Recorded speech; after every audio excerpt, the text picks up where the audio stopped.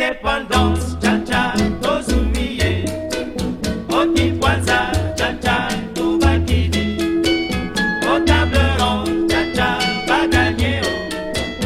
Oni panda, cha-cha, tozumiye. Indépendance, cha-cha, tozumiye. Oti kwanza, cha-cha, tubakidi. Au table ronde, cha-cha, baganye. Oni panda, cha-cha, tozumiye. Asoreko na bako, bayokani motomoko, nakonaka na cartel, balingani na front commun, bolikango kazavubu, elumuma. Et nous allons maintenant parler de la politique étrangère. Et d'ailleurs, c'est l'une des dimensions de la politique de l'État qui n'est pas généralement abordée. Et j'ai entendu religieusement le des candidats. D'ailleurs, M. Abdullah n'a même pas fait allusion à ça. M. Malala a parlé de ça, mais très brièvement.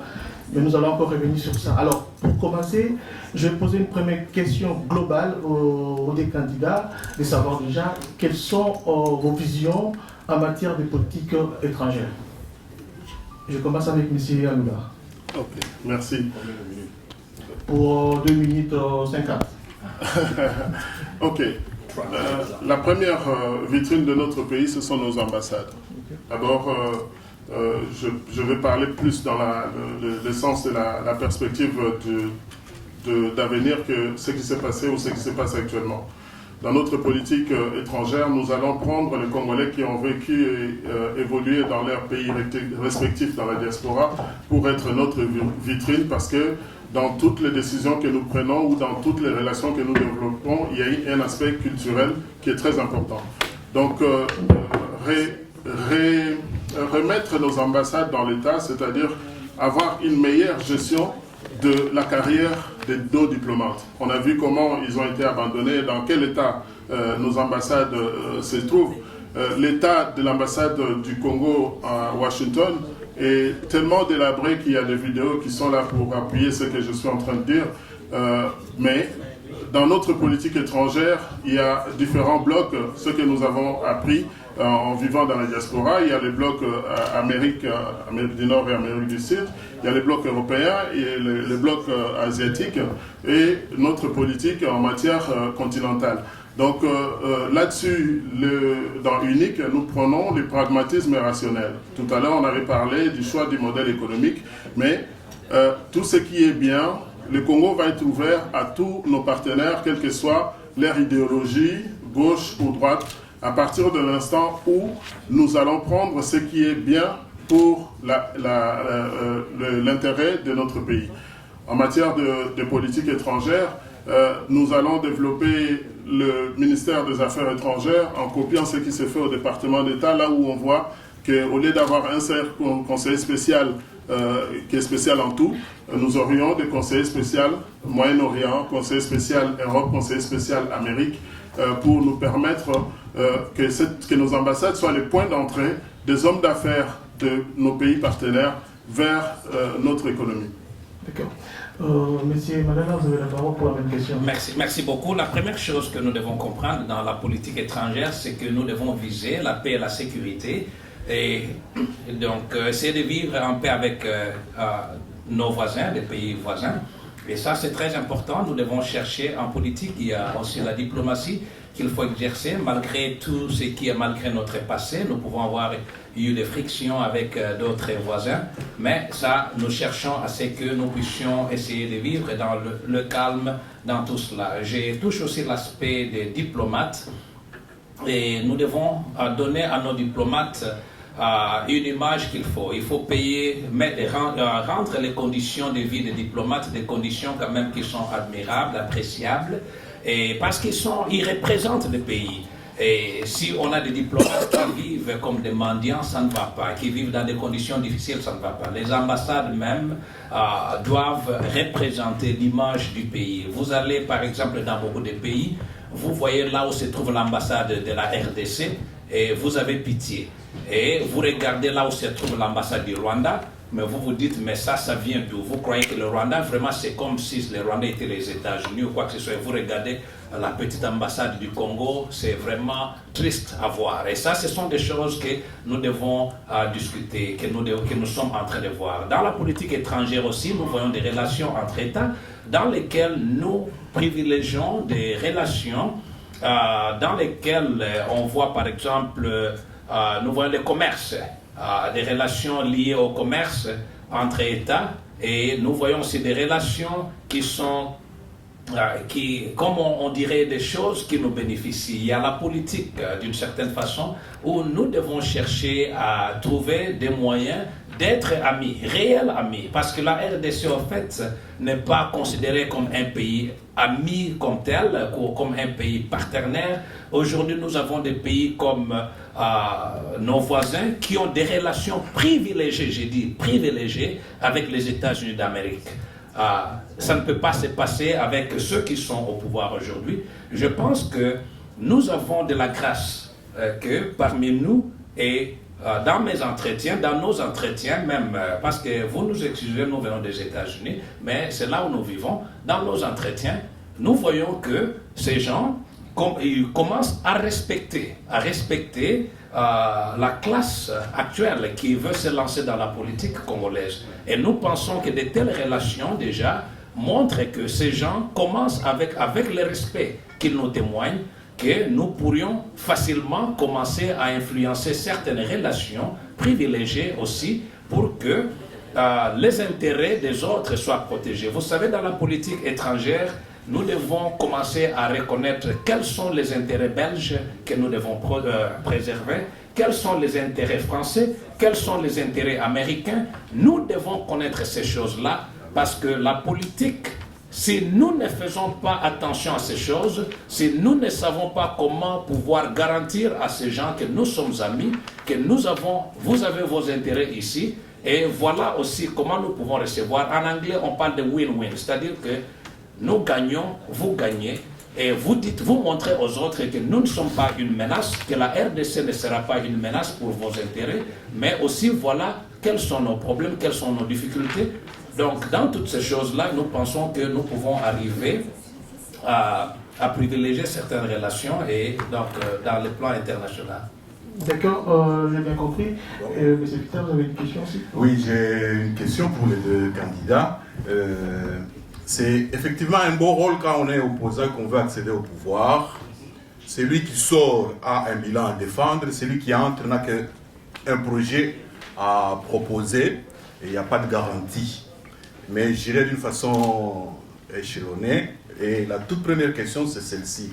Je voudrais m'assurer si l'un et l'autre, vous avez actuellement des contacts au niveau des pays suivants, USA, Belgique, France, essentiellement, un peu la Chine. Et la sous-question, est-ce que autour de vous, vous avez des collaborateurs qui, à supposer que le pouvoir vous tombe sur la tête aujourd'hui, des collaborateurs, ils sont en mesure de poursuivre votre politique ou bien vous le faites tout seul? Voilà ma première question. Une petite précision, vous avez oublié un pays, mais capitale, la Grande-Bretagne. Non, il n'y a pas de problème, ils peuvent ajouter. Ça, c'était ma question. Et c'est une question commune pour les deux Oui, candidats? chacun répond. D'accord. Je commence avec M. Malala qui a... Il n'y a pas de problème. On va y revenir, on Je va n'ai y pas revenir. voulu aller loin. Ils ont la liberté d'élargir. D'accord, on va y revenir. Oui. On va donner la parole à M. Malala qui a 3 minutes pour répondre à cette question. Ok, merci. Je pense qu'il y a une chose que personnellement, il y a une tentation dans laquelle je ne vais pas tomber. Je ne vais pas dire ici avec quel pays j'ai des relations. Ça, je ne vais pas dire. Mais je vais vous dire que nous avons des relations avec des pays. Je ne vais pas vous dire lesquels, avec qui, et parce que, en fait, c'est normal, c'est très important. C'est très important, sinon nous n'allons pas arriver là où nous voulons arriver. Donc, il n'y a pas que ces pays-là que vous avez cités, mais il faut considérer aussi que nous avons des relations avec d'autres pays africains. Donc, nous avons des relations partout et nous avons des représentants, des gens qui nous représentent et nous avons des contacts directs ou indirects avec beaucoup plus de personnes que ce que vous venez de citer. D'accord, c'est bon. Merci. Et M. Lula, pour la même question. Moi, je répondrai simplement par l'affirmative et je dirais où je n'ai pas développé de relations particulières. Je suis en très bon contact avec les États-Unis, la France, la Belgique. En 2006, un petit peu, je n'avais pas négligé parce que j'ai simplement compris que quand on dit Angleterre, ça veut dire États-Unis, quand on dit Canada, c'est aussi les États-Unis. Et comme je sais que quand vous sortez d'un bureau, ils se parlent, donc je pense que maintenant on est dans la phase où il faut aller les rencontrer pour simplement valider ce qui a été convenu ou ce qui est convenu avec les autres partenaires. Vous avez posé la question sur les collaborateurs ou c'est un travail individuel. Il y a eu des travail, par exemple, pour faire connaître UNIC. Nous sommes riches d'un groupe important de volontaires qui ne viennent pas chez nous parce que je leur donne de l'argent, qui sont à travers les pays, dans la diaspora. Je vois même de Françaises qui sont tombées dans la bataille puisque la personne qui nous soutient et la personne, une des Françaises sur nos sites, fut l'une des chefs de projet de la construction des galeries présidentielles à Kinshasa. Donc on va voir que c'est une dame qui travaille de façon incessante avec nous. Et j'ai aussi évoqué tout à l'heure le projet que porte un ami sur comment moderniser nos villages en tenant compte de nos traditions et des pouvoirs traditionnels. Donc il va se reconnaître, c'est ce travail-là que nous allons prendre pour voir comment on modernise notre projet. Vous savez, dans la démarche que nous faisons, je suis aussi fier de trouver qu'en venant à Bruxelles, je rencontre un groupe d'amis qui ont pratiquement, qui sont allés dans la phase détaillée du programme que j'ai spécifié et qui montre cette expertise que nous avons et que nous sommes capables de pouvoir les transformer. Donc, Georges Aloula n'est pas seul. J'ai des conseillers politiques, j'ai des conseillers diplomatiques. Je vais dans certaines réunions maintenant avec des gens qui savent garder les secrets. C'est-à-dire, chez nous, on doit apprendre à gérer les secrets parce que tout ce que les personnalités que nous rencontrons, il ne faut pas que quelqu'un sorte de là et qu'il aille à Matomé et dise « Toutina Bureau à Moutouboé » et puis raconter tout ce que nous avons fait. On a vécu ça dans le passé, on a dit stop, maintenant les personnes habilitées m'accompagnent dans les rendez-vous et ils reçoivent aussi un débriefing sur le contenu de notre programme dans les détails près. Merci. Et il y a des non-dits dans vos réponses à tous les deux. Avez-vous des relations avec les Rwandais? Je vais revenir sur ça, mais vous avez d'ailleurs j'ai une question par rapport à ça. Vous avez insisté en disant que la République démocratique du Congo est entourée de 9 voisins. Et cet acteur a été parfois constitutif d'un problème pour le pays. Alors moi j'ai une question pour les candidats, de savoir, selon vous, quand vous êtes candidat président vous pensez quels sont les principes fondamentaux qui doivent guider les relations entre la République démocratique du Congo et ses voisins, plus spécifiquement ceux de l'Est, notamment le Rwanda, l'Ouganda et le Burundi. Est-ce que vous pensez que nous devons mettre en place une coopération ou des relations qui doivent se baser sur la coopération mutuelle, le bon voisinage, ou on doit avoir une politique étrangère plus réticente envers ces pays-là? Et avant que vous nous répondiez, je vais le compléter, sachant que vous n'allez pas trouver un État néant, vous allez faire une remise et reprise avec le président sortant qui a déjà tissé ses relations. Ces gens sont là et comment allez-vous vous y prendre? Voilà. Et pour commencer, on donne la parole à M. Aloula qui a 3 minutes pour répondre à la question. En tout cas, je vous remercie. Je suis arrivé en Europe à l'époque où on montrait encore beaucoup de films sur la fin de la guerre. Et quand on voit comment l'Allemagne et la France et la Belgique, comment ils se sont défoncés, on ne pourrait pas comprendre comment Angela Merkel peut avoir de bonnes relations avec François Hollande. Ceci pour dire que les Rwandais et nous sommes obligés de faire la paix et de voir l'avenir d'une même manière. Et j'ajouterai une chose que j'ai dite à la délégation rwandaise qui est venue en force au Capitole, de dire que les viols des femmes congolaises, ils ont commencé d'abord par violer les Rwandaises. C'est-à-dire au Rwanda, ils se sont entretués d'une manière atroce. Maintenant, si on voit toute la structure économique, les échanges qui ont été faits, je donne aux Rwandais juste un conseil pour dire que la Suisse est un petit pays où la Belgique est assez minuscule. Mais on ne se lève pas du jour au lendemain pour aller en France pour dire qu'on va étendre notre territoire parce que nous sommes trop nombreux, l'espace est petit. C'est pour ça qu'on voit les gens construire en hauteur. Lorsque les parcelles que nous avons à Kasavubu ou à Bandal sont limitées dans la superficie, on monte en hauteur pour contenir sa population. Nous aurions les relations économiques avec tous nos voisins, sans privilège. Nous allons sécuriser nos frontières, sécuriser notre pays à l'intérieur, avoir une certaine indépendance économique pour que les autres ne puissent pas monter sur nous ou continuer à faire des atrocités sur nos populations. Et je crois que le bon voisinage sera de mise. J'ai rencontré une bonne partie ce sont des choses qui sont un peu secrètes, qu'on ne peut pas nécessairement dire devant tout le monde, mais j'ai rencontré des leaders du Rwanda parce que l'idée c'était de nous rapprocher, de voir comment, si on pouvait même qu'on s'est sentir. On s'est senti, c'est-à-dire nous avons parlé, moi j'ai dû parler avec beaucoup de membres du gouvernement, j'ai refusé de rencontrer la tête du pays pour des raisons de sécurité et je pense que ce sont des gens, j'ajouterai une chose, c'est que je fais partie des gens qui ont vécu au Congo avec la famille de Bissérimana Rwema en tant que voisins que nous avons vu arriver et nous avons évolué ensemble. Il n'y a pas de raison que demain nous puissions revenir sur les bons sentiments. D'accord. Si j'ai bien compris, c'est-à-dire vous prenez le bon voisinage et la coopération mutuelle entre les deux États. Bien sûr, puisqu'on ne va pas exclure les marchés rwandais, puisque moi je pense que nous allons mettre à l'est du pays des écoles de technologie de pointe qui vont aussi des possibilités de business dans notre programme économique. Nous comptons, le Congo compte investir 1 milliard peut-être dans quelques années dans chacun des pays voisins pour qu'ils puissent aussi dépendre économiquement de nous. D'accord. Et une dernière question. Que répondez-vous justement à tous ces compatriotes qui pensent qu'aujourd'hui il faut mettre en place des relations beaucoup plus réduites avec les Rwandais par exemple?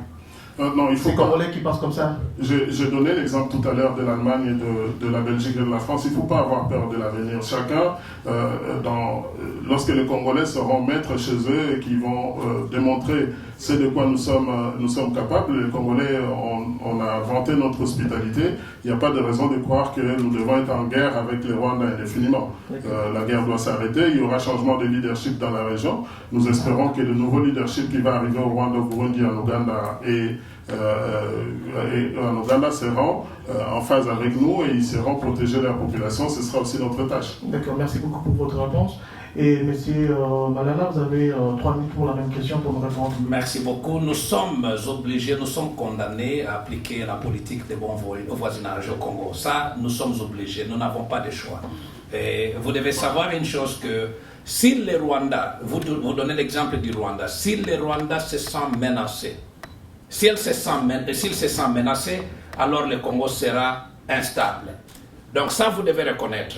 Si les Rwandais savent que vous venez à la présidence et que vous cherchez à les déstabiliser, alors ils vont vous déstabiliser aussi. Ce n'est pas nécessaire. Nous devons rechercher la paix, chercher un moyen de coopérer, nous mettre à table, dialoguer, voir quels sont nos intérêts mutuels, comment nous pouvons aussi garantir les intérêts rwandais, comment ils peuvent garantir nos intérêts et voir la suite des choses. Je sais qu'il y a eu des affrontements et que jusque-là, en fait, et surtout ici en Europe et partout en Occident, les gens ne veulent même pas entendre parler du Rwanda. Mais je vais vous dire que dans l'histoire, le docteur Alula vient de le dire, dans l'histoire, il y a beaucoup de pays occidentaux que vous voyez aujourd'hui qui sont en très bons termes. Ils n'étaient pas toujours des amis. Ils ont eu des conflits, donc ils n'étaient pas toujours des amis. Même l'Espagne, avec les Américains, ils n'étaient pas des amis. Il y a eu des guerres à l'époque, mais ces gens-là aujourd'hui s'entendent très bien, sont des alliés. Il faut comprendre que nous devons savoir pardonner, nous devons savoir voir qu'est-ce qui sera au profit de notre peuple. Ne cherchons pas de conflits perpétuels, ne cherchons pas à continuer avec un cycle de violence. Une autre chose aujourd'hui, ça je vais vous le dire clairement, je l'ai déjà dit. Le Rwanda a beaucoup de lobbies que le Congo n'a pas. Vous arrivez aujourd'hui aux États-Unis d'Amérique, vous arrivez en Europe, vous arrivez partout en Amérique latine, vous allez trouver qu'il y a des lobbyistes rwandais qui sont entrés dans tous les systèmes. Quand vous parlez contre les Rwandais, donc vous vous retrouvez que automatiquement vous êtes considéré comme un ennemi. Et ça ne nous aide pas. il nous faut clairement montrer à ces gens-là, écoutez, nous n'allons pas à la présidence pour chercher à déstabiliser le Rwanda. Nous allons travailler avec le Rwanda. Nous allons chercher à sécuriser. On n'a jamais déstabilisé le Rwanda. Non, mais c'est ça. C'est-à-dire que pour eux, ils pensent que le Rwanda... Il faut comprendre qu'ils ont des lobbyistes qui travaillent pour eux. Mais ça, c'est le discours de la Maison Blanche. S'il vous plaît, on va arriver à un moment où on va passer la parole au... Mais on a presque fini, hein. Vous continuez, on a presque fini, et puis il y aura un jeu de questions-réponses. Alors, il y a une chose aussi ici qu'il faut comprendre, que les enjeux sur le plan international ont changé. Par exemple, aujourd'hui, dans chaque pays du monde, ce qui vient de se passer en France il y a quelques semaines, nous avons besoin du Rwanda, nous avons besoin des pays limitrophes pour nous assurer qu'il n'y a pas une passerelle qui permet, par exemple, aux forces destructives, aux terroristes, de pouvoir entrer et déstabiliser le Congo. Nous devons travailler ensemble, nous devons coopérer, nous devons collaborer pour aussi pouvoir empêcher le terrorisme dans le Congo. Aujourd'hui, dans l'est du Congo, il y a 3 camps de formation de terroristes dans l'ancien Kivu, mais qui en parle? Il y en a 3 camps de formation de terroristes. Donc, qui sont là-bas. Donc, nous devons, et aujourd'hui, par exemple, nous avons à l'est du pays les forces de la MONUSCO, qui sont pour la plupart des forces pakistanaises, qui sont devenues une porte d'entrée pour des forces de déstabilisation. Alors, si nous nous entendons très bien avec le Rwanda, avec nos voisins et les autres, nous n'aurons pas besoin de la MONUSCO, nous allons résister à toutes ces forces-là qui peuvent venir déstabiliser les Congo et qui peuvent être de base pour préparer des assauts vers l'Occident. Une dernière question rapidement. Bon, ma dernière question à tous les 2 candidats, c'est celle-ci. Les États n'ont que des intérêts. Quelle assurance pouvez-vous donner aux Congolais que vous ne serez pas l'homme d'un ou d'eux? Et sous question, sachant qu'il y a une prépondérance non négligeable de certaines grandes puissances dans la conduite des États africains, dont la RD Congo, qu'êtes-vous disposé à céder comme intérêt aux pays suivants, Belgique, France, USA? Je pourrais... on commence avec M. Non, il a beaucoup commencé, M. Malala. L'autre peut commencer. Vous avez 2 minutes pour répondre à la question. D'accord. Je pense que j'ai déjà dit ces choses-là, qu'il y a des intérêts américains. Et nous sommes obligés, ça, je le répète ici, Vous vous adressez aux Congolais là maintenant directement. que vous le vouliez ou pas, les intérêts américains au Congo doivent être protégés, les intérêts belges au Congo doivent être protégés, les intérêts français, les intérêts anglais, ainsi de suite, doivent être protégés. Mais dans tout cela, nous voulons changer quelque chose où sur la table des dialogues, où nous parlons des intérêts congolais, où nous voyons... Donc, les gens doivent nous respecter. Et nous leur montrons clairement que nous protégeons les intérêts américains au même moment que l'Amérique doit doit protéger les intérêts congolais au Congo et ailleurs. Donc nos citoyens doivent avoir certains privilèges. Je vous donne un exemple que vous allez trouver, mais ça c'est pas un intérêt. Mais un Congolais aujourd'hui, par exemple, va chercher un visa pour aller en Amérique. Le visa est seulement de 3 mois. Un Rwandais qui va chercher un visa pour aller en Amérique, c'est un visa de 10 ans. Donc vous voyez, ça ce sont des choses que nous pouvons négocier. Vous allez par exemple, il y a un Congolais que je connais qui vit au Mali, qui a eu la nationalité malienne. Quand il voyageait aux États-Unis, on lui compliquait. Avec la nationalité malienne, il part, il dit je veux aller en congé là-bas, on met visa de 7 ans. 7 ans, directement. Donc, nous devons protéger les intérêts, mais nous devons négocier pour que nous soyons à mesure que ça ne puisse pas être ce qui se fait aujourd'hui. Donc les intérêts seront protégés, mais pas de la façon dont ils se font aujourd'hui. D'accord. En passant, on devrait signaler que chacun a sa vision en matière de politique étrangère. Donc il faut l'admettre comme ça. Après, c'est à vous de montrer que ces visions ne sont pas correctes. Et M. Aloula, vous avez la parole pour la même question. Cette question constitue la base de la démarche politique que j'ai initiée. J'ai eu l'avantage, du moins, d'avoir étudié ici en Belgique, rue Royale, d'être ingénieur belge, d'aller en France étudier puis travailler, ensuite aller entreprendre aux États-Unis. La première des choses que j'ai faites, c'est en oubliant un petit peu l'Angleterre, mais en raisonnant que derrière les États-Unis, il y a l'Angleterre et le Canada. Aujourd'hui, on a la Chine et les autres de l'autre côté. Je n'ai pas de relations particulières pour l'instant avec eux. Je dirais ceci, j'ai posé la question aux autorités françaises, dites-moi c'est quoi l'intérêt français? Ils m'ont dit, et puis ils m'ont dit où ça se limitait. Et j'ai demandé la même question ici à Bruxelles, c'est quoi l'intérêt belge? Parce que moi, je connais l'intérêt du Congo. Et j'ai demandé un accompagnement Belgique-France au niveau des États-Unis. Je suis allé au département d'État, au Capitole Hill, etc., où j'ai pu collecter les intérêts américains. Je sais qu'est-ce qu'ils veulent. Et la Belgique nous a dit, on ne veut pas la France ici, ici. Chacun nous a dit les intérêts. Et moi, j'ai dit l'intérêt du Congo. Alors, lorsqu'on voit qu'on a perdu 10 millions de personnes, et que cette guerre que nous avons à l'Est qui continue pour l'accession aux matières premières, etc., la déstabilisation de notre pays, il fallait trouver, inventer des solutions. La solution que nous avons inventée est la suivante. La première des choses, c'est que tout le monde reconnaît la capacité de la Fédération de Russie sur l'exploitation et la distribution des gaz. Dans notre partenariat, on a dit on réserve l'exploitation des gaz aux Russes. Tout le monde connaît la force de la France en termes de développement des chemins de fer. Quand je dis on dit, c'est une façon de dire on prend comme partenaire prioritaire à la limite de ses capacités financières parce que les autres doivent venir aussi puisque les marchés sont très grands. On fait passer la France pour le chemin de fer en première ligne. Vivant aux États-Unis, je sais que tout ce qui touche au nucléaire et au raffinement du nucléaire, les États-Unis respectent la France sur le sujet. On met la France devant pour l'exploitation du nucléaire congolais pour faire en sorte que l'uranium médical, industriel et autres soit stocké dans des bunkers que nous allons protéger avec ce projet de sécurisation de notre pays. L'autre exemple, quand on va au Japon de bateaux dans plein océan, nous avons dit les Japonais vont venir développer les bateaux, les systèmes de bateaux. Simplement, j'ai été insufflé plusieurs années avant même la candidature à la présidence de ce projet du Japon qui a échoué à cause des pourcentages.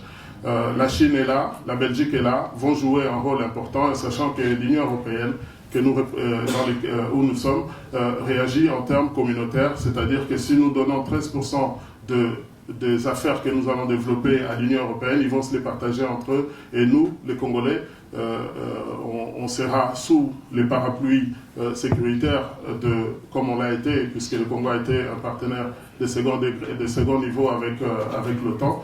Donc nous avons défini les zones dans lesquelles chaque pays qui sont indirectement liés avec les groupes rebelles qui sont chez nous, et cette solution a trouvé au moins pas la validation, mais l'acceptation de nos partenaires.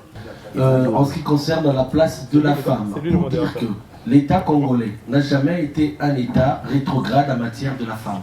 La France, malgré sa civilisation, l'État français, la République française telle que nous la connaissons aujourd'hui, date de l'époque de Napoléon, de Louis XIV et les autres.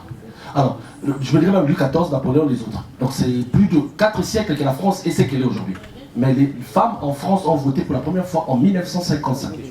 Alors que nous, au Congo, en République démocratique du Congo, les femmes ont voté pour la première fois avec les hommes au même moment, en 1959. Donc la femme n'a jamais eu une place rétrograde au Congo, il faut rétablir la vérité. Et en plus, s'il vous plaît, je parle des textes, et soyons véridiques. Et en plus, quand l'émancipation est arrivée avec Mobutu, ce mouvement d'émancipation a influencé la réforme du code de la famille. Le code de la famille congolais ne place la femme sur le même pied d'égalité. Et même la constitution de 2006 dit la femme et l'homme sont égaux.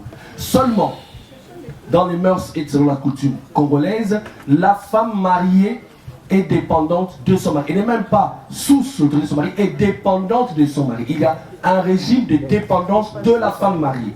Mais la femme n'a jamais été en dessous de l'homme. Ni sa chose. Voilà, ni sa chose. Il faut dire les choses telles qu'elles sont, c'est une vérité juridique. Je mets à défi qui que ce soit pour me montrer les contraires. Ça, ce sont les textes. Maintenant, j'y arrive. Dans tous les pays du monde, il y a toujours les textes et l'application, c'est différent. différent. C'est pas ça. En France, aujourd'hui, je vous dis que la France, pays de grande démocratie, d'une grande histoire, a donné le droit de vote aux femmes en 1955.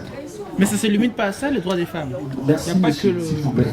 Je voulais juste préciser. Et votre question alors? Mais ma question, quelle est votre doctrine en matière de politique extérieure? Cela veut dire, comment pourrez-vous, ou quels sont les principes que vous allez mettre en œuvre pour que le Congo et ces pays, les autres pays, puissent avoir des strates de coopération internationale. Quels seront nos alliés?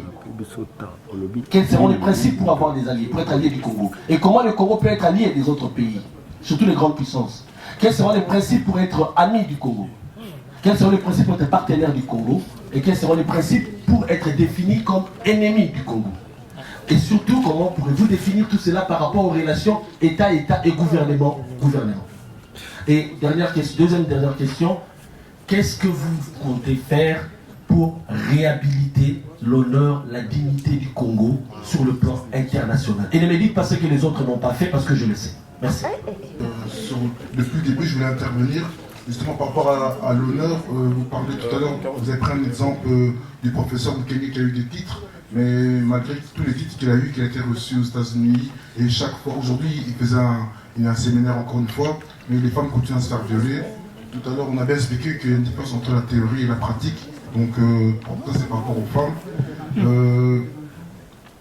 Je me demande aussi comment vous allez faire pour remettre l'honneur du Congolais par rapport à ce que vous dites qu'il faut défendre les intérêts des autres pays.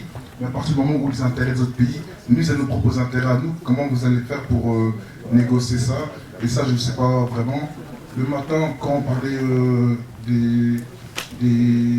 comment vous allez faire en tout cas pour l'intervention dans votre pays, vous étiez sûr que Kabila, vous avez des solutions, comment vous allez faire partie? Vous étiez assez sûr.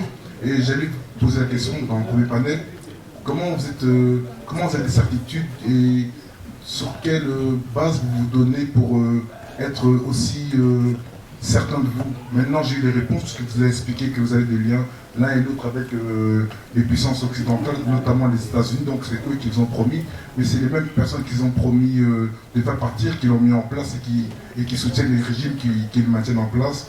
Donc je suis un peu triste de constater.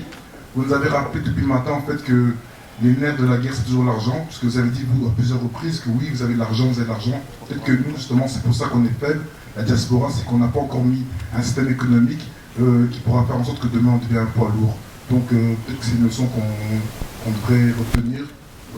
Unissons-nous financièrement pour que demain nous aussi, comme vous, on puisse dire que la diaspora sera forte parce qu'on aura aussi de l'argent, ce qui n'est pas le cas aujourd'hui. Donc on laisse les gens qui ont plus d'argent que nous diriger notre pays malheureusement, malgré qu'on a plus d'amour je pense. Je suis quand même content qu'on puisse enfin assister à un débat de personnes qui sont présentes des présidentielles. Je crois que c'est la première fois que ça arrive et c'est déjà pas mal. J'espère que la prochaine fois il y en aura plus, comme ça on pourra aussi comparer les autres personnes et voir un peu quelles propositions concrètes ils ont à apporter. Déjà je suis un peu rassuré du côté économique parce qu'il faut être positif. De ce côté-là, je crois que vous avez fait un grand travail et je pense que de ce côté-là, je suis rassuré, mais sauf que il y a toujours le problème par rapport au Congo.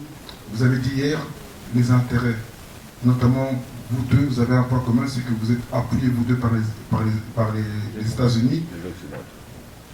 Vous voulez qu'on pardonne à nos voisins, pour ne pas citer le Rwanda, mais comment je peux pardonner quelqu'un qui m'a fait du mal et que lui n'est pas dans le constat de me demander pardon? Je pense que pour vous demander pardon, moi je veux bien faire la paix avec n'importe qui, si la personne me demande d'avoir pardon et reconnaît ses torts. Et je ne pense pas que le Rwanda est dans l'optique aujourd'hui de reconnaître ses torts. Et l'ONU qui est là depuis je ne sais pas combien d'années pour soi-disant maintenir la paix, et les États-Unis aussi, vous parlez aussi qu'il y a des terroristes, et il y a 3 groupes terroristes. Et, je sais pas, j'ai vu en Libye qu'il y a des terroristes qui sont partis en Libye, et des terroristes en Syrie, ils bombardent la Syrie, il y a des terroristes dans plein de pays du monde, et ces pays-là sont directement bombardés. Quand est-ce que vos alliés vont bombarder les camps, les 3 camps que vous avez localisés dans notre pays? Peut-être que nos morts à nous ne leur touchent pas tant qu'on n'aura pas garanti leur économie. Donc ça veut dire que pour protéger ces femmes violées, protéger ces populations, ces enfants, il faut attendre d'abord qu'on leur garantisse qu'ils auront leurs finances. Peut-être que c'est la réalité, c'est que c'est ça la diplomatie, et que chacun doit faire ce qu'il doit faire. Mais moi je suis plus du côté social, puisque j'ai une association, et je me demande, donc, est-ce que, apprenez-moi quelque chose, je suis ici pour apprendre, il faut, pour qu'on bombarde nos ennemis, qu'on bombarde les terroristes, parce que c'est devenu un mot à la mode, il faut d'abord attendre qu'on leur garantisse qu'ils vont continuer à prendre notre argent et que nous, en fait, on doit défendre les intérêts des Français, des Belges, des Américains, des Rwandais, des Anglais, des Canadiens, mais il va nous rester quoi en fait? Ça, c'est des questions que je me pose. C'est justement pour que demain, je puisse donner un compte rendu et dire, voilà, j'ai participé à quelque chose, j'ai sacrifié tout mon week-end, mais il faut que j'ai du concret. Il faut que moi, aujourd'hui, je puisse avoir des réponses pour que demain, je puisse donner à d'autres personnes qui vont rester ici à Bruxelles. Et je pense que aucun d'entre vous ne peut négliger l'importance que la jeunesse doit avoir dans les enjeux futurs, notamment dans la diaspora. Ouais. Merci. Acclamez. Vive la jeunesse. La première question, je me présente, je suis professeur Ilunga de l'Université de Lubumbashi. Je suis chef d'entreprise en Brabant Wallon depuis plus de 15 ans. Ma première question, c'est celle-ci. Quelles sont les garanties que vous avez mises sur la table pour nous éviter le pillage du pays par vous-même en tant que président de la République future? Est-ce qu'on peut avoir des garanties, connaître votre fortune avant, le suivre pendant et l'évaluer après? Deuxième question, vous avez parlé des intérêts à protéger de nos amis à l'étranger, c'est très intéressant.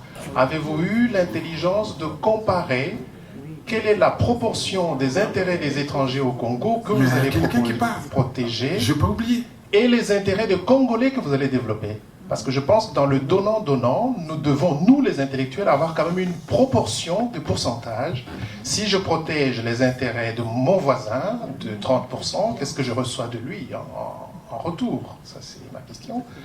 La dernière question, pour nous, les chefs d'entreprise de la diaspora qui auront envie d'investir au Congo, parce que j'ai le projet d'investir au Congo, quelles sont les garanties ou les facilités auxquelles vous avez pensé qui nous permettent d'investir au Congo avec un peu plus de facilité, parce que les Français, eux, ils ont des facilités. Les Américains, oui, ils ont des facilités. Mais pour nous, d'origine congolaise, qu'est-ce que vous avez mis en place ou à quoi vous avez pensé pour nous faciliter le travail d'investissement? Merci. Moussé Kabila, quand il est arrivé au pays, il a amené d'espoir et il a commencé à travailler. Nous avons vu tous les fouilles du service national qui avait produit l'alimentation pour les Congolais et ça avait été suffisamment, nous avons vécu ça, je viens du Congo. Et nous avons aussi vu l'organisation qu'il a aux FR par rapport au renvoi des étrangers qui étaient dans l'armée et ce qui a coûté la mort. J'ai aussi constaté un petit couac au candidat président des États-Unis qui est à ma droite. Vous avez évoqué les cas selon lesquels les militaires de la MONUSCO qui sont à l'est du Congo d'origine pakistanaise seraient la porte d'entrée des terroristes. C'est très dangereux comme affirmation de votre part. Et je vais poser deux petites questions. La première est qu'est-ce que vous avez comme lien avec la classe politique existante au Congo, qui est assez la base, et que vous n'avez pas encore, comme les Vital Kamerhe, comme les Martin Fayoulou, comme les IDPS, comme Timbadi, comme tous ces cadres connus au Congo qui sont tellement pertinents dans leur discours et dans leur dialogue que la réelle politique congolaise respecte beaucoup. Et Dédé, vous évoquez les relations au Capitole, les relations ainsi un peu partout au monde, mais vous ne donnez pas la pertinence.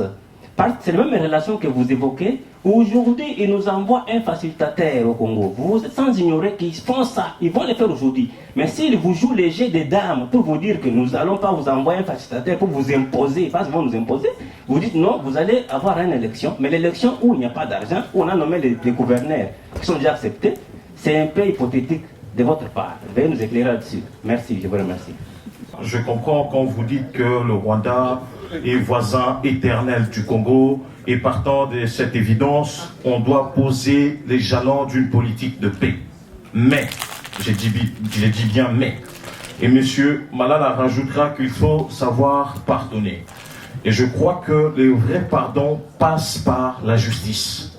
Est-ce que dans votre politique étrangère, vous allez exonérer le Rwanda des nombreux crimes commis au Congo? La première question. Et l'Ouganda. Souvenez-vous qu'en 1996, il y a une guerre menée entre ces deux pays sur le territoire congolais qui ont fait, à Kisangani, qui ont fait de nombreuses victimes. Et jusqu'aujourd'hui, il n'y a pas de, de réparation. Et donc, vous allez exonérer ces pays-là de ces crimes-là. La deuxième question, je touche vite fait sur l'aspect économique. Le budget du Congo est de 9 milliards, le budget établi. mais le budget effectif consommé, nous savons qu'il est de 4 milliards, sachant qu'une grande partie provient des donations. 4 milliards, c'est, je crois, inférieur au budget de la ville de Charleroi, la ville la plus sale et la plus pauvre ici en Belgique. Combien comptez-vous mobiliser dès la première année de votre mandature? Et combien comptez-vous mobiliser à la fin de votre mandature? Merci pour les deux questions. Tout le monde sait, et eux pertinemment bien, que les États-Unis d'Amérique ont formé une bande de tueurs. Charles Onana l'a écrit, ces tueurs Tutsis au cœur de la tragédie congolaise. Formés avec l'argent du contribuable américain. Des tueurs. On les a envoyés là-bas. Les gens ont cru que c'était pour l'Ouganda ou pour le Rwanda. Non, même les génocides rwandais visaient à faire main basse sur le Congo. Mzee Laurent Désiré Kabila est allé sur Outénika pour chercher à changer le régime au Congo d'une manière inédite. Il y a des constitutionnalistes ici. On n'a jamais vu ça. On vous amène sur un bateau. On dit signez ici pour quitter le pouvoir. Et nous savons qui était derrière ces choses-là. Quand aujourd'hui vous nous dites intérêt américain, paix avec le Rwanda, j'aimerais bien vous croire, car c'est mon pays. Mais soyez réalistes. Ces gens ont amené Mzee à Kinshasa à bout de bras. Hein? Ils le disent, et le chef d'état-major de l'armée rwandaise qui l'a amené à Kinshasa dit même que nous voulions nous arrêter à Kisangani. Il a voulu qu'on aille à Kinshasa. Et quand il arrive à Kinshasa, je crois que Mzee a commis une erreur. Il se croyait malin. Et comme on dit à malin, malin demi. Il voulait arriver à Kinshasa et puis les chasser. Quand il a osé, nous savons ce qui lui est arrivé. Vous le savez. Et maintenant, là, on a fait pire. On nous a mis des gens au pouvoir. Quiconque bouge à Kinshasa, vous en connaissez le sort. Qu'est-ce qui vous prouve ou vous garantit? Parce qu'en politique, de toutes les façons, je suis aussi politologue, ce qu'on dit le jour, ce n'est pas ce qu'on fait la nuit. N'est-ce pas? Donc, quelle est, je ne sais pas, cette garantie que vous avez, tout en sachant, je reviens sur Malala, excuse-moi, une minute. Malala, quand j'ai parlé hier des Baba, je n'ai pas parlé non, des Baba citent des noms, ils montrent, et je connais ces noms-là. J'ai lu des documents. Le gars qui avait acheté la Miba, vous croyez que Miba ça veut dire une minière non, ça veut dire une minière belgo-américaine. Nous savons d'où est venu l'argent. Nous savons à partir de quel moment le groupe belge de Louis Michel là, est en contact avec les États-Unis. C'est la Deuxième Guerre mondiale pour avoir l'uranium, etc., etc. Comment vous allez casser ces relations qui sont déjà là implantées? Cette mafia. Je n'ai plus le temps, je vous remercie. Ce pays qui a pillé la Banque centrale, qui a transporté des véhicules en plein Kinshasa dans des avions, ces pays dont les ressortissants étudient avec nos bourses, mais qui ont commis des crimes énormes. Vous donnez l'exemple de l'Allemagne. Mais l'Allemagne a payé combien à la France, à tous les pays, pour cause de la Deuxième Guerre mondiale? C'est ça qu'on ne dit jamais. On dit que l'Allemagne et la France se sont réconciliés. Ils ont fini leur dette quand et ils ont payé combien de milliards pour reconstruire tous les pays qu'ils ont détruits par la guerre. Donc, à entendre ces à qui nous voulons remettre le destin de notre pays demain, la cause est perdue. Les Rwandais partout. Je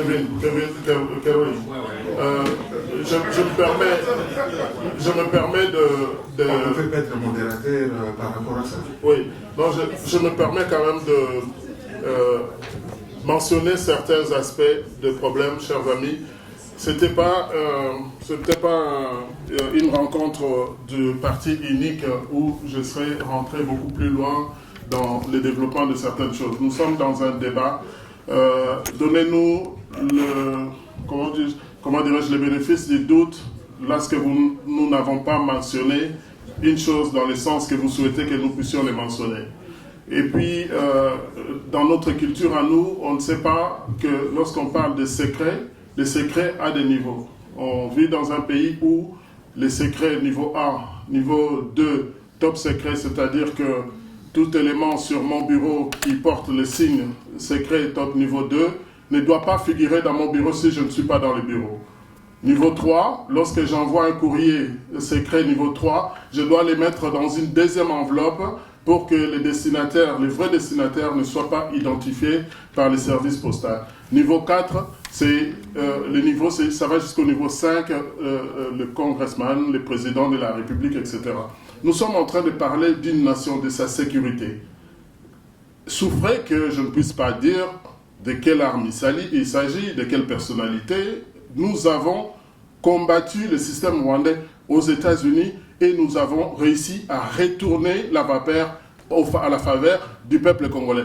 Je dis et je répète, ce n'est pas pour la beauté de nos mamans de l'Est du Kivu ou par l'ingéniosité simple du docteur Mukwege que toutes ces délégations sont en train de partir au Congo. Il y a eu des inconnus des Congolais qui ont fait, nous avons donné personne à Washington, des gens qui partent de New York toutes les semaines, qui viennent, qui payent les hôtels, qui viennent de tous ces États pour s'investir. Les données sont là, les données sont enregistrées. La diaspora congolaise aux États-Unis, on a réussi à être vos ambassadeurs, les ambassadeurs des intérêts de notre nation. Je peux faire plaisir à tous ceux qui m'entendent pour dire tous les Rwandais ils vont subir ce qu'ils vont voir. Mais alors, il y en a qui sont mariés aux Rwandaises, il y en a qui sont...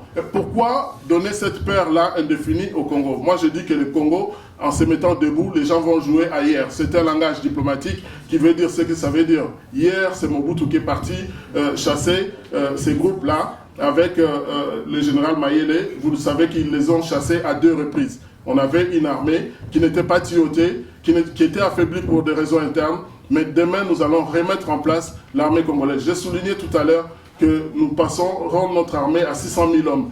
On ne va pas vous donner les détails dans une conférence comme ça sur ce qui va se faire. Kerwin, souffrez, mais sachez que vous devez compter sur nous. Et avec vos connaissances à vous sur nos carences, nous allons faire quelque chose ensemble, mais les pouvoirs, il faut que nous puissions les récupérer et pouvoir l'assumer. Merci. Très rapidement, parce que dès que nous dépassons... J'aimerais dire que ne mettez pas dans notre bouche les mots que nous n'avons pas utilisés. On a dit l'impression. Et docteur Alola que vous voyez ici, ça je dois vous dire une chose. Il vit à Washington, dans les parages. Moi je vis en Floride. On ne s'est jamais vu. On vient de se voir aujourd'hui. Mais j'ai découvert quand nous parlions que nous parlons aux mêmes personnes. Que nous parlons aux mêmes personnes qui nous disent les mêmes choses. Et il y a une chose qu'on nous dit. Il ne faut pas faire peur, il ne faut pas avoir peur. Nous ne devons pas faire peur au Rwanda. Et ne cherchons pas une guerre que nous ne devons pas gagner. Je vous assure, je ne sais pas, il y a des gens ici qui ont une formation militaire ou quoi que ce soit, mais je connais quelque chose que je connais, que vous n'allez pas gagner si vous vous engagez aujourd'hui à dire que vous allez former une armée forte pour déstabiliser le Rwanda, c'est vous qui serez détruits, le pays ne va jamais émerger. Nous n'en avons pas besoin. Nous devons chercher par tous les moyens à éliminer cette histoire-là.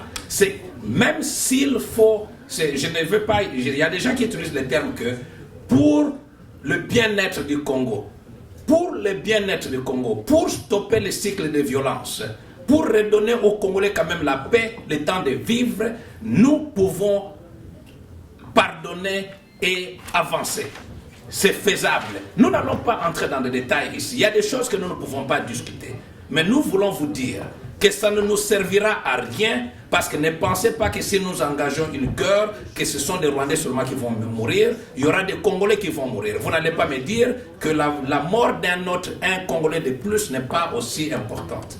Donc ça ne nous sert pratiquement à rien. Nous ne parlons pas ici de protéger le Rwanda, mais nous parlons de protéger le Congo, et c'est nécessaire que nous puissions nous engager dans des actions de paix. Il y a la question de qu'est-ce que ça veut dire les intérêts. Je vais vous dire que les intérêts sont d'abord d'ordre économique, et ça c'est partout. Quand vous garantissez les intérêts de quelqu'un, C'est-à-dire que, Dr Alou a mentionné ça un peu rapidement. Par exemple, vous pouvez voir avec un pays à qui est-ce que nous devons donner des contrats, par exemple, pour la construction des routes. À qui est-ce que nous devons donner des contrats pour ceci. Donc ça, c'est économique, mais il y a aussi des intérêts politiques, purement politiques, qui doivent être protégés. Et il y a d'autres intérêts, c'est des choses pareilles. Ce n'est pas aussi très compliqué. Il y a certains intérêts auxquels, aujourd'hui, si nous avons 0%, mais je pense que si vous négociez et vous renégociez et après vous renégociez, je pense que vous pouvez arriver à un certain pourcentage. Au lieu de rester à 0%, vous pouvez négocier à avoir par exemple les 15%. Et les 15%, vous serez étonné ce que les 15% vont faire au Congo. Donc ça, c'est quand même très, très important.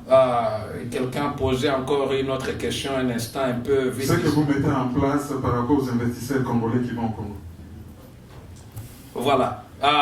Il y a un instant, il y a eu des garanties. Ok, d'accord. Bon, disons pour les investisseurs congolais, ça, évidemment, ça c'est ce que nous sommes en train de faire. Nous sommes en train de chercher à privilégier les Congolais dans tous les domaines. Aujourd'hui, nous allons ouvrir, nous allons faire en sorte qu'il y ait par exemple le système d'exonération pour les Congolais, pour les investisseurs congolais. Si nous voulons déclencher l'économie, si nous voulons stimuler l'économie, nous pouvons prendre nous sommes obligés à prendre les Congolais et à leur donner, surtout les investisseurs congolais, à leur donner un privilège spécial en exonérant si possible certains de leurs produits qu'ils amènent sur le terrain pour que de moins nous puissions renforcer quand même les capacités des Congolais qui sont en train d'investir. Et nous devons mettre sur place un système. Aujourd'hui, je pense qu'il y a un système là-bas, un organe qui s'occupe à aider les Congolais à investir. Nous sommes tous inquiets. Personnellement, l'histoire que vous avez parlé, les gens veulent les pourcentages. Ça m'est arrivé en 2006. Où nous voulions installer un système de télécommunication, de Wireless Mesh Network, et on nous demande des pourcentages très ridicules, des montants ridicules. Ça, on doit cesser avec cette histoire-là.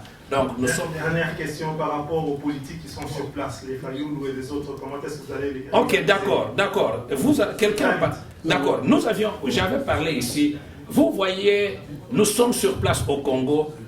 Aujourd'hui, moi, quand nous sommes au Congo, d'abord, je vais expliquer que nous avons une dynamique au Congo, et une dynamique qui est beaucoup plus forte que même cette dynamique de Fayoulou et de Kamere et les autres. Vous ne la connaissez pas encore parce qu'elle ne s'est pas prononcée pour des raisons stratégiques. Mais nous avons une dynamique sur place.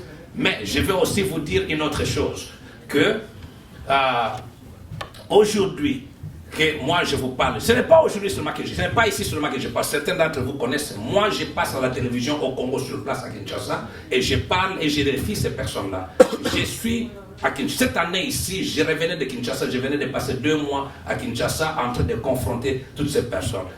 Moi je ne suis pas, personnellement, nous ne sommes pas impressionnés par ces gens-là. Nous ne sommes pas impressionnés parce que ce sont des gens qui ont déjà démontré à l'époque, ce sont les Kamere et les autres. La Kamere égale Kabila, égale Katumbi. Donc ça ne nous inquiète pas, nous ne sommes pas impressionnés. Ils reçoivent la publicité parce qu'ils sont là-bas sur place tout le temps. Mais au moment opportun, nous allons nous mettre et nous allons faire une contre-campagne et nous serons à mesure de pouvoir prévaloir. Ce n'est pas ça, il faut vous associer. Non, mais vous n'étiez pas là, vous êtes venu en retard. Nous avons déjà répondu à cette histoire d'être associés, nous avons expliqué. Il y a beaucoup de questions qui se posent maintenant, c'est parce que les gens sont venus en retard. Mais vous tous mettez-vous ensemble. Monsieur Georges Aloula. La première des choses que je voudrais souligner, je suis en contact avec la plupart des leaders politiques congolais qui sont sur le terrain. Moi, je n'aime pas citer les noms, mais on se parle puisque nous avons des circuits d'information qui nous lient entre nous qui sommes aux États-Unis et qui sont sur le terrain. Je parle à certains directement via les moyens, les possibilités de moyens sécurisés. Donc, je les ai rencontrés une bonne partie de tous ces gens. Je voulais aussi qu'on puisse éliminer cette façon de nous opposer entre les gens qui sont des opposants sur le terrain et nous ici. La diaspora congolaise a prouvé par quelle puissance que nous avons, c'est nous qui avons interdit aux membres du gouvernement congolais de voyager en Europe. C'est la diaspora congolaise qui a imposé la fatwa sur la musique congolaise. Il ne faut pas que dans la dernière ligne de droite de ce combat, nous puissions devenir des sous-traitants de ceux qui sont sur le terrain.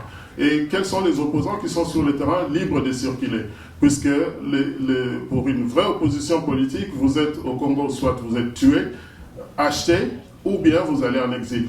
Pour beaucoup, on a donné l'exemple, la personne qui a créé la majorité présidentielle populaire, qui s'appelle Eugène Diomine Ndongala, a été en prison depuis 2012. Donc aujourd'hui, aller nous opposer, ceux qui sont libres et en circulation et qui nous ont expliqué aussi les tenants et les aboutissants du pourquoi ils ont cette liberté de circulation, il s'agit aujourd'hui d'additionner ce que nous avons fait, que nous avons passé cet après-midi à essayer de vous expliquer. Je dirais simplement d'être la Soki, Ngoloye, Bisioke, Ngandoazo, Bela, Ondimelaye, un musicien l'a chanté.